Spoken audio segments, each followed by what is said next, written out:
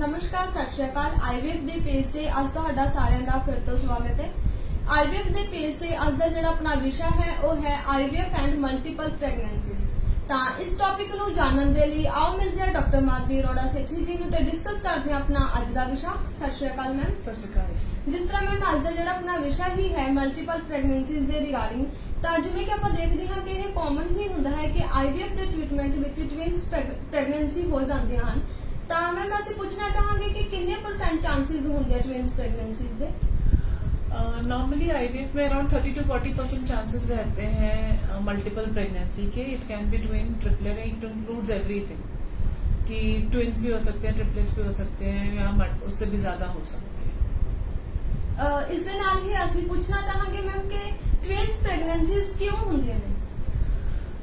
जब हम embryo transfer करते हैं, if we transfer more than one embryo, there are chances mostly twin pregnancy के कि एक से ज्यादा एम्ब्रियो वहां पे इम्प्लांट हो गया और पेशेंट कंसीव कर गया। तो अगर 2 एम्ब्रियोज रहते हैं, मोस्टली 2 एम्ब्रियोज या 3 एम्ब्रियोज के बियॉन्ड ट्रांसफर में हम जाते नहीं है।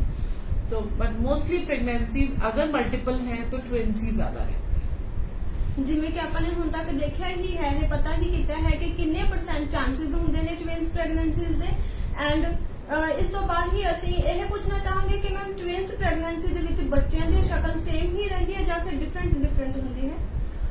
सेम शक्ल के जो बच्चे रहते हैं उनको हम आइडेंटिकल ट्विन्स कहते हैं। आइडेंटिकल ट्विन्स मोस्टली आईवीएफ में ज्यादातर हमें आइडेंटिकल ट्विन्स नहीं मिलता है। वो बहुत रेयरली रहता है कि अगर जो एम्ब्रियो हमने ट्रांसफर किया वो ही एम्ब्रियो 2 हिस्सों में डिवाइड हो जाए तो वो आइडेंटिकल ट्विन्स की तरफ जाता है। उसमें दोनों बच्चों की शक्लें मोस्टली सिमिलर रहती हैं, मतलब डिफरेंशिएट नहीं कर सकते।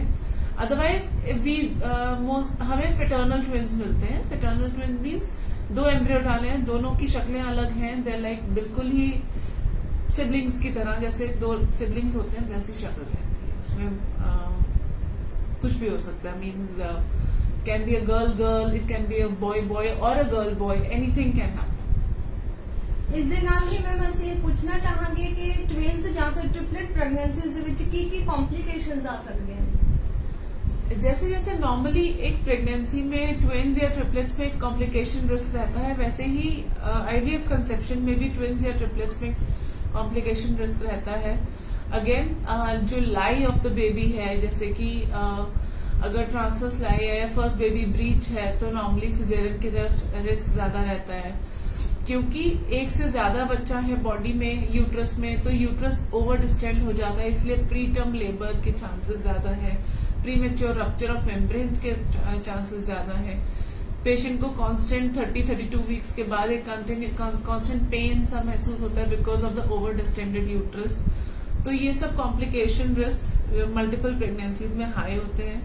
ट्रिपलेट्स में उससे भी ज्यादा हाई रहते हैं। तो ट्रिपलेट्स में हम पेशेंट को रेकमेंड करते हैं कि एक फीटल रिडक्शन की तरफ जा सके वो, और एक फीटस रिड्यूस करा लें अराउंड 13-14 वीक्स के आसपास तक। कभी कभार नेचुरली ही रिड्यूस हो जाता है बिफोर 13 वीक्स।